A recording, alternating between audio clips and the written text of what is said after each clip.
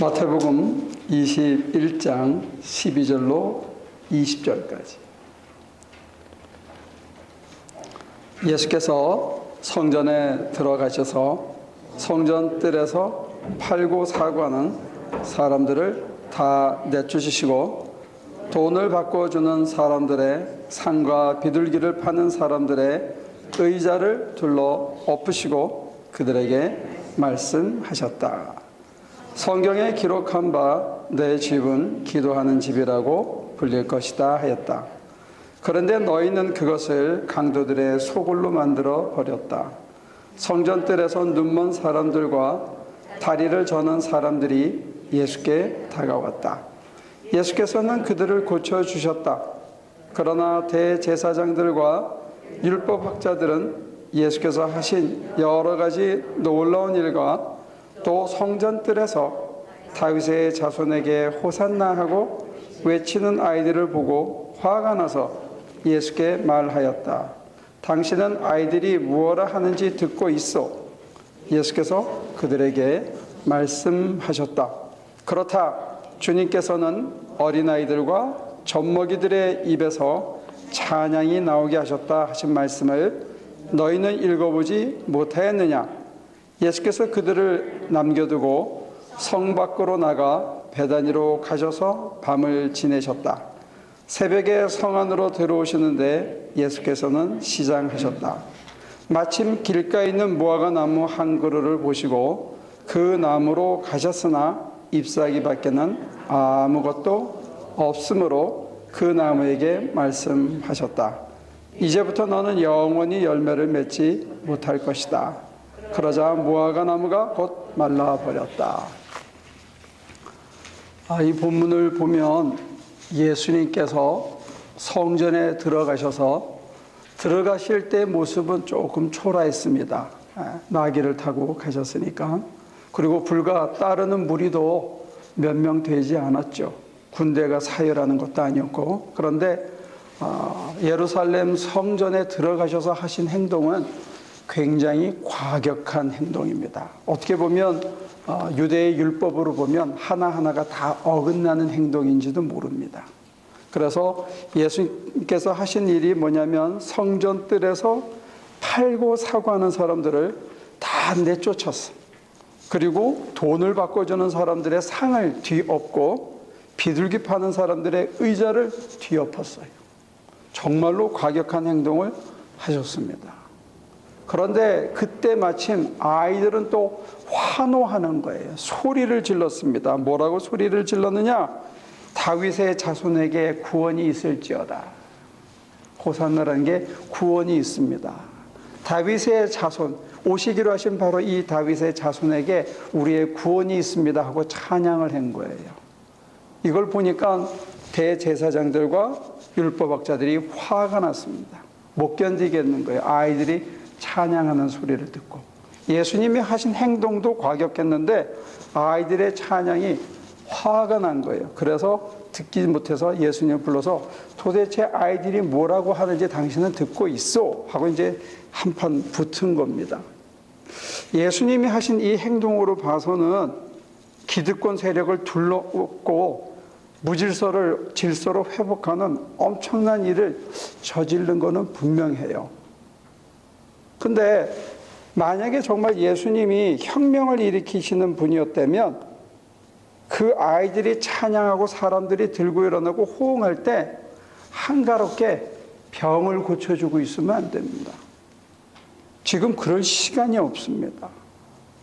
눈먼 자들을 눈뜨게 해주고 다리 저는 자들을 바로 걷게 해주고 이런 데 시간을 낭비할 틈이 없어요.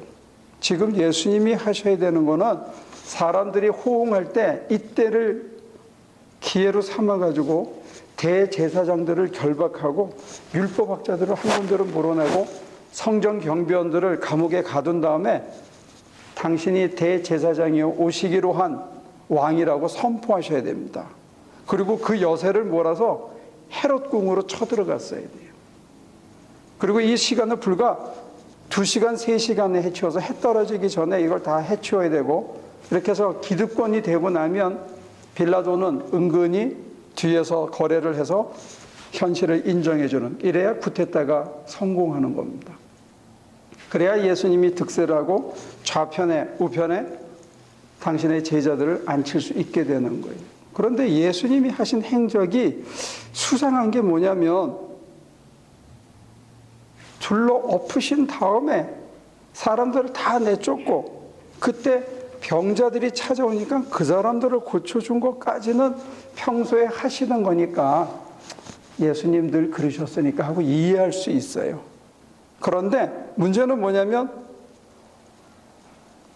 성전에 있는 모든 것들을 둘러 엎으시고 사람들을 쫓아내고 병자를 고쳐주고 그 다음에 힘센 대제사장이나 율법학자하고 컨프런테이션을 해가지고 당신이 왜 이렇게 하는지를 분명히 밝히시고 전혀 굴하지 않고 대항을 하신 것까지는 좋았어요. 근데 성 밖으로 나갔다는 거예요. 혁명의 열기는 빠져버린 겁니다. 혁명하는 줄 알고 따라왔던 제자들은 김샌 겁니다. 이거 아니네. 성 밖으로 그냥 나간 거예요. 거기서 그냥 주무신 거예요. 그러니까 그 밤에 대제사장들은 회의를 할 거 아니에요. 저 인간은 어떻게 할 건가.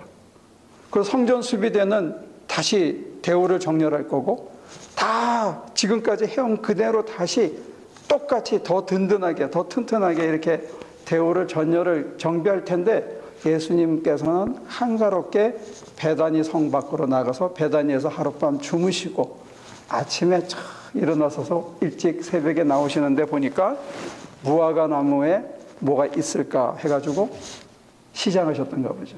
가보니까 아무것도 없어. 그래서 너는 이제 영원토록 열매를 맺지 못할 거다 하고 저주를 했다는 거예요. 이게 답니다. 근데 어떻게 여기서 예수님을 혁명가라고 끄집어내는지 참 탁월해요. 그 다음에 이 뒤에 나오는 얘기는 제자들이 놀래가지고, 무화과 나무가 한순간에 말리니까 놀래가지고, 아니 어떻게 이런 일이 있습니까? 하니까 예수님께서 뭐라 그러냐, 너희가 겨자씨 하나의 믿음이 있으면 이 산들어 들려 바다에 빠져라 해도 그대로 될 거다, 이렇게 얘기하거든요.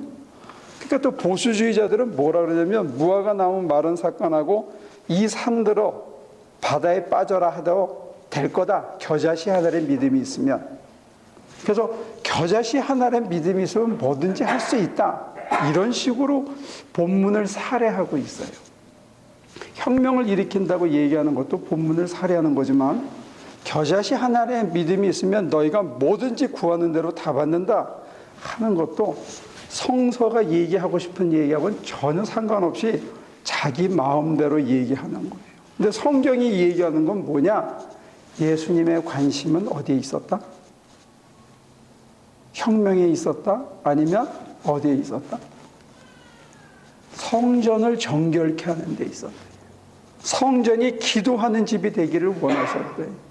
성전에서 팔고 사고 하면서 이문을 남기고 머리가 바삐 돌아가는 계산에 얽매이는, 그래서 그것 때문에 하나님은 잊어버리는 그런 영혼들을 향해서 날카롭게 공격하시는 거예요. 칼끝이 거기에 있었다는 거예요.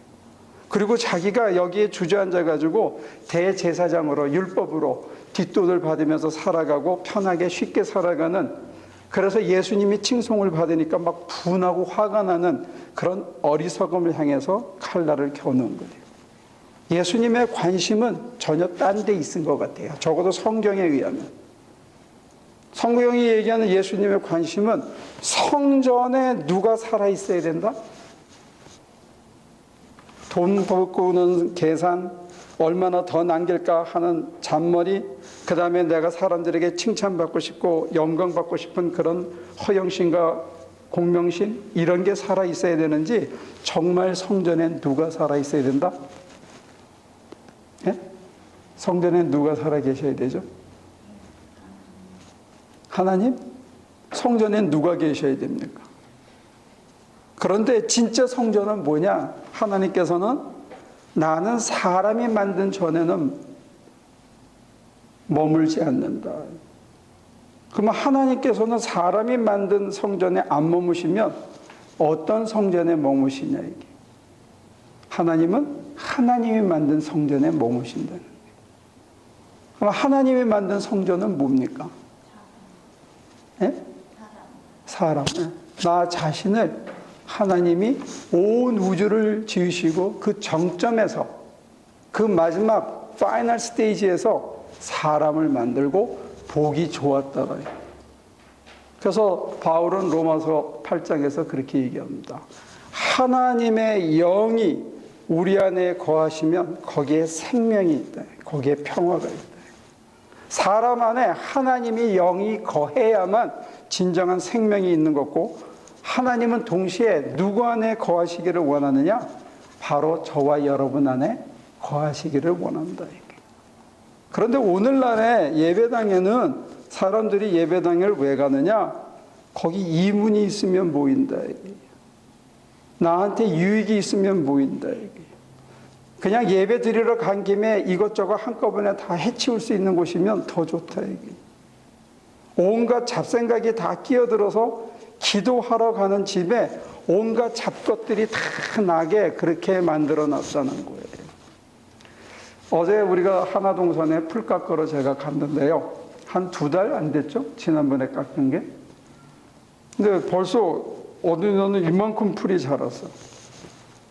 그 유채꽃이 이만큼 또 자랐어. 야, 그건 생명력이 대단해요.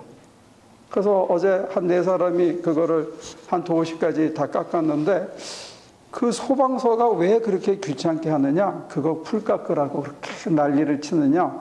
한번 깎아도 또 나거든요. 그리고 금방 말라버려요. 근데 저는 소방서가 왜 그렇게 얘기하는지를 실제로 겪어본 적이 있습니다. 제가 이 발렌시아에서 우리가 쉘터를 잠깐 한 적이 있잖아요. 그때 늦게 들어가서 풀이 막 자랐는데 그거를 가서 자를 힘이 없더라고요. 그래서 게으르게 계속 놔뒀어.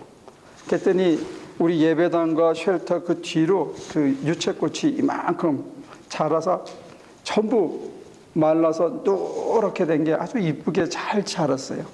갈대처럼. 그래서 야, 이쁘다. 그러고 봤는데 어느 날 불이 확 난 거야. 산불이. 넘실넘실 산불이 오더니 불씨가 탁 붙으니까 바람을 타고요. 정말 오토바이 달리는 속도로 쫙 불이 번지고, 불이 번진 다음에 거기서부터 타오르는데, 타오른 다음에는 불씨가 막 날아다니는 하늘로. 그래서 이쪽에서 타고 지나갔다고 생각했는데 반대편에서 불씨가 날아오더니 옮겨 붙어가지고 몇 사람이 애써서 만든 그 오두막집이 드라이월까지 다 치고 이제 거기서 사람이 한 사람 산다, 이렇게 제가 산다 이렇게 생각했던 그게 그냥 한순간에 타버리더라고요. 야, 무섭더라고요. 그 불씨 처음엔 이쁘고 또 게으르니까 놔두고 그냥 놔뒀는데 그게 나를 태우는 그 집단이 될 줄은 저도 몰랐어요. 그래서 아마 소방서에서 열심히 깎으라 그러는데 자풀은 금세 또 나더라. 근데 바울 선생님은 그렇게 얘기합니다. 오라 나는 공고한 자라. 내게 선한 의지는 있는데 내 안에 또 다른 법이 있어서 나로 결과적으로는 악을 저지르고 죄를 행하게 하는, 도대체 나는 누구냐 했을 때 그분이 깨달은 것은 우리 안에 죄의 쓴뿌리가 남아있다는 거예요. 저와 여러분들 속에 의롭다고 인정을 받았지만 우리 속에 죄의 쓴뿌리가 남아있다는 거예요.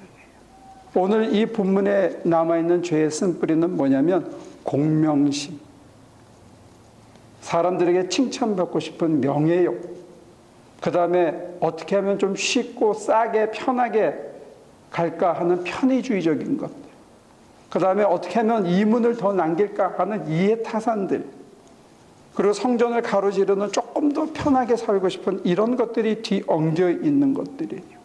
그것들이 자라가지고 정말로 기도해야 하는 집이, 하나님을 모셔야 하는 집이, 하나님을 만나야 하는 집이, 아까 우리 찬송한 것처럼 내 앞에 계셔서 내가 잘 못 보는데 그 사이에 하물며 온갖 잡것들이 다 나면 내가 하나님을 제대로 모실 수 없다는 거죠.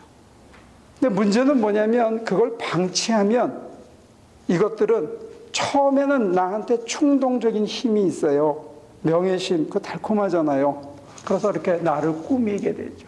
그리고 조금 책이라도 더 보고 아는 척하고 사람들에게 그럴듯하게 보이기 위해서 대제사장들은 자기 할아버지 때 해온 거니까 보고 배운 게 그거니까 얼마나 그럴싸하게 행동해요.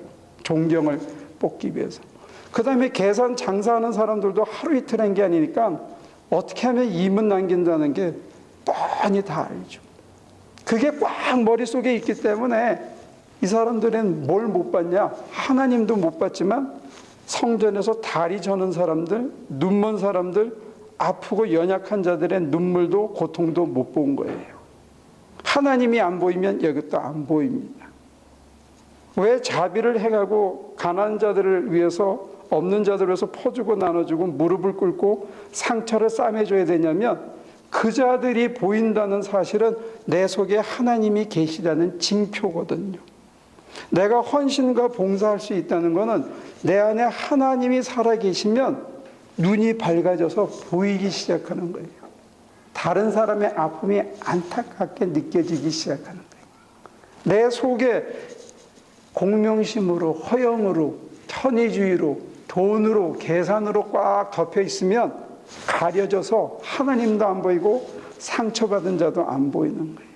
그래서 오늘 예수님께서는 저와 여러분들이 진정 성전이라면 이 성전에 무엇이 담겨 있어야 되며 정말 우리가 성전으로 살아간다면 어떤 짓을 하고 살아가야 되는지를 아주 간략하게 몸소 다 보여주신 것 같아요. 첫째, 우리 속에 있는 쓴뿌리를 끊임없이 뽑아내야 된다. 뽑아낸 듯하면 어제까지는 내가 천사 같았는데 하룻밤 자고 나서 내 속에 악한 마음, 유혹들, 충동들, 그 다음에 쉽고 편하게 살고 싶은 거, 한꺼번에 해치우고 싶은 이런 유혹들이 하루아침에 쑥 자랄 수 있다. 그 순간 남이 안 보여요. 정말로 여러분과 제가 어떤 때는 처절하게 아파 보는 것이 우리 인생에 도움이 돼요. 비굴해지지 않으면 겸손해질 수 있습니다. 겸손해지는 사람들은 어떻게 되냐면 내가 겪었던 아픔을 누군가 겪고 있으면 그 사람을 향해서 자기도 모르게 달려가게 되고 그 사람을 향해서 자기도 모르게 무릎을 꿇고 도와줄 수밖에 없는 거예요. 내가 아파봤기 때문에. 그래서 하나님께서 우리를 때로 아프게 하시는 것도 은총의 수단인데 그걸 통해서 내가 하나님께 내 마음을 쏟아놓고 나의 부족과 허물과 정말로 내가 말라 비틀어질 수밖에 없는 생명 없는 것을 의지해서 살아왔던 내 과거를 털어놓는 거예요. 그리고 하나님께 다시 매달리고 하나님을 사모하는 것. 이게 첫째다. 쓴뿌리를 제거하는 것. 그 다음에 하나님이 내 심장 안에 살아있게 하는 것. 하나님만 사모하는 거예요. 우리가 너무 잡다한 것, 하나님보다 앞서고 내가 미리 계산하고 하나님보다 앞서서 내가 나를 결정하는 것들이 너무 많은 것 같아요. 그게 다 말라 비틀어지면 나중에 백파이어가 돼가지고 나를 태워버린다는 거예요. 지난 일요일날 성경 공부 시간에 성경 공부를 하다가 물어봤어요. 왜 그랬을까? 장관이 되고 국무총리가 되시는 분들이 그 정말로 얼마 안 되나 3천만 원, 그분들한테는 저희들한테 크지만 그분들한테 얼마 안 되는 3천만 원, 그 다음에 뭐 두드러기 때문에 슬쩍 군대 면제, 왜 이런 일들에 자기 인생 전체를 걸었을까? 그랬더니 우리 필립이 아빠가 명답을 했어요. 자기가 장관이 될 줄 몰랐겠지요. 오늘 우리가 하는 짓이 내가 정말 정점에 섰을 때 어떤 결과를 초래하는지 모르고 그냥 쉽게 먹은 거예요. 왜? 동네 사람들이 다 그렇게 사니까. 그리고 그들 중에서 제일 앞섰으니까 그 자리까지 온 거죠. 그렇지만 그렇게 쉽게 조금 편하게 조금 남보다 빨리 눈 딱 감고 저지른 그것들이 어느 날 정점에 섰을 때 자기 인생을 불을 확 싸질러서 재가 되게 만드는 아주 개망신을 하는 그런 일들이 되더라는 거예요. 그래서 우리가 이 쓴뿌리를 제거하고 난 다음에 그것 대신에 정말로 우리 맑은 영혼으로 하나님을 사모하고 하나님을 앙모하고 하나님이 내 심장에 오기를 literally 문자 그대로 하나님께서 내 심장에 오셔서 나와 동거하시기를 간절하게 바라는 그 마음이 있어야 된다는 거예요. 하루아침에 오시는 것 같지는 않아요.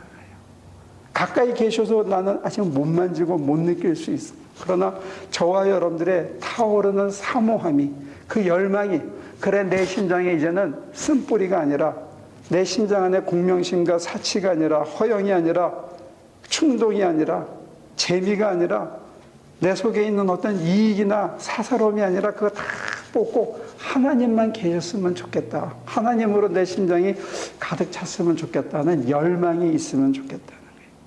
그러면 어느 날 하나님께서 우리의 마음을 다스리시고 우리 안에 충만히 계시며, 아, 편하다, 아, 이게 정말 사람이 살아있는 게 이런 거구나 하는 그런 감각이 저와 여러분들에게 회복되는 날이 온다는 겁니다. 그때부터 사는 거예요. 그때부터 사람이 제대로 사는 거 되는 거죠. 그러면 징표가 뭐냐?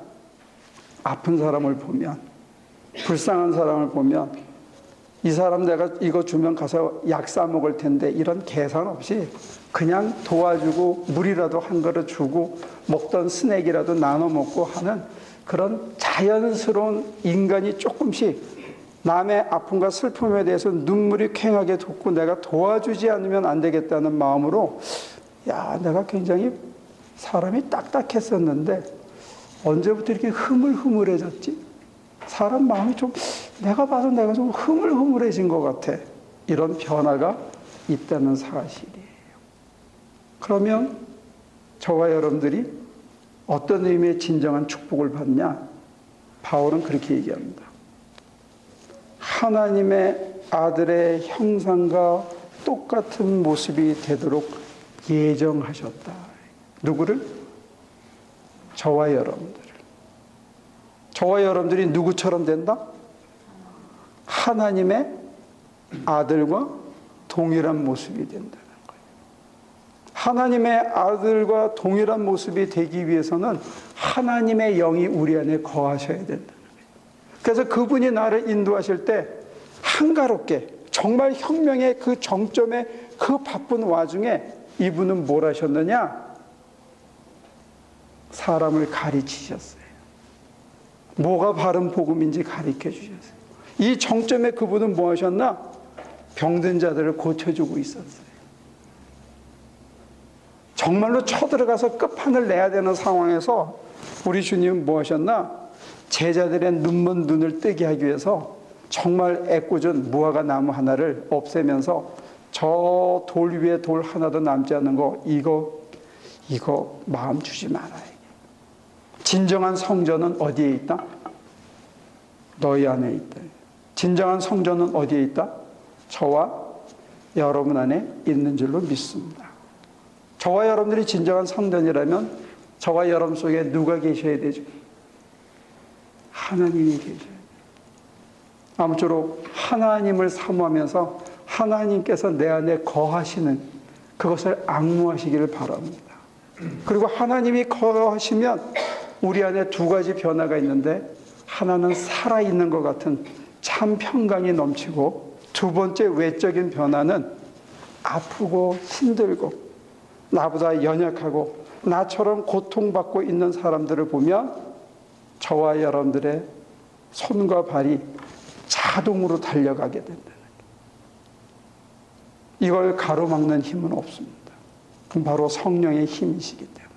그러니까 여러분들이 아프고 힘들고 정말 고통받는 사람들을 보고도 고개를 외면하고 있으면 그건 무슨 징표죠?